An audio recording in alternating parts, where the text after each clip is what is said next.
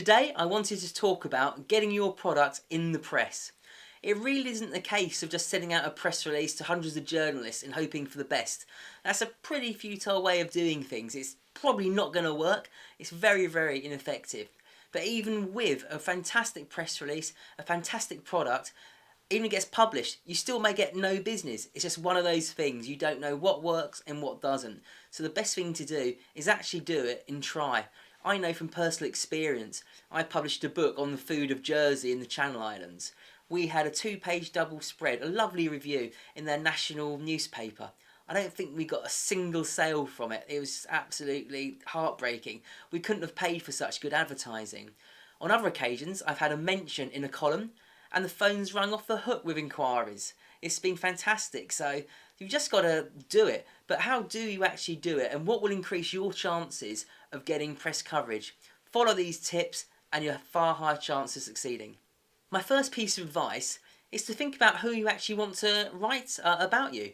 There's no point in sending a press release to a motoring journalist if you make beer. There's absolutely no point. So do your research and find journalists and influencers who actually write about your subjects. It sounds obvious, but so many people do a blanket review.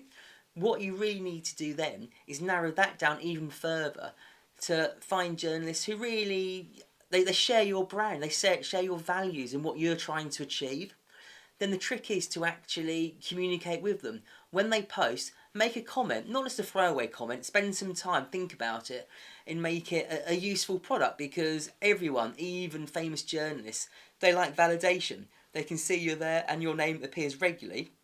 That's only going to hold you in better stead. Now what happens also, if you find articles which you think they may find interest, just send them a DM very occasionally and say, hi, I just read this article in the New York Times or wherever, thought you might be interested. You're opening up a form of communication and you're not a random person then when you do come to write your press release. Now journalists and influencers are going to get press releases all the time. They may get dozens a day and they're infinitely boring. No one's really interested in you've just released a new product. What you've got to do is actually tell a story. Think about how you can incorporate a story to give your product meaning. For instance, if you were a pizza maker, then you donated 100 pizzas to the local pizza bank, or 100 pizzas to a company who was volunteering to clean up an environmental mess. It's something that's going to be newsworthy and journalists will want to write about. So it's not necessarily about your product, it's actually about the things that you as a company are doing, giving the feel good. And of course, sometimes they may write about a product, but it's pretty rare unless you're a major brand with millions of customers globally. It's just not of interest for them to write it. It's a waste of their valuable column inches. So really create a story and spend some time doing that, and also do some goodwill in your community at the same time. You also haven't always got to ask them to post. Sometimes if you make a post and you've got a relationship with that commentator, that journalist, that influencer, just ask them their thoughts and to comment on your post. That way, some people report it's had really good, it's gone viral because of this. And if you have a number of journalists, a number of writers actually giving you the comments, then it just gives you so much more credibility. People can take it more seriously, they're going to like it, they're going to share it, they're going to believe it, they're going to tell their friends about it all. So it's not always about them getting to write about your product, get them to write about your product within your own posts. Is it a good idea to actually send a journalist your product? Well, actually no, unless it's invited. Again, they get so many products, they simply don't know what to do with them. They have to store them, unpack them, get rid of the packaging. It's a waste. It's a lot of time for them to do this. So unless they've specifically requested something, don't do it. If you've got a relationship, then you can write to them. Say, hey, I'm just releasing this product. I'd love to send you a sample. Can you please take it in and look at it? Then they're far more likely to and give you a lovely review. But obviously be very confident in your own product and what you're doing. Now if you've got a very niche product, then it may not be possible to actually make them a product for themselves. It may be too expensive to send them. In that case, invite them down to where you produce it. Invite them out for the day for a factory visit, have lunch, just explain and talk to it. Maybe they're dying to get out of the office, get out of the city, and come to see you. Maybe they've got some relations nearby they can pop in. You never know. If you don't ask them, if you don't invite them, then you'll never know.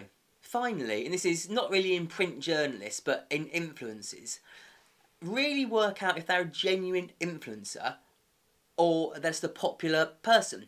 Lots of people have, 50 or 60,000 followers on Instagram or Twitter. They really hold no influence. No one's really buying anything that they suggest. So try and do some research first of all. See if they've actually mentioned other products, get in contact with those companies and see what the response has been. 9 times out of 10, that's going to be very popular people creating pretty pictures, but not actually of great influence. And finally, before you send that press release off, get someone to spell check it. Look for spelling and for grammar. I'm absolutely awful at those, and I can't do that for everything, for all my posts, and you'll find lots of errors, I know you will. But I'm not sending out a press release. If I did, I'd have it double checked over, because there's nothing that looks more unprofessional in a press release than having those errors. So make sure it's absolutely perfect. Don't expect the journalists to actually write about it straight away. They're not as excited, they're not as motivated as you are. It may take them, several days, weeks, sometimes even months to actually write about it. So don't be impatient, don't badger them because they don't want to be hassled. Just give them time. Perhaps occasionally, you might send one little reminder if you've got a relationship. Hey, did you get the product? Did you get my press release? It'd be lovely to know what you thought about it. And just remember to create that story. Talk about the benefits as opposed to the features.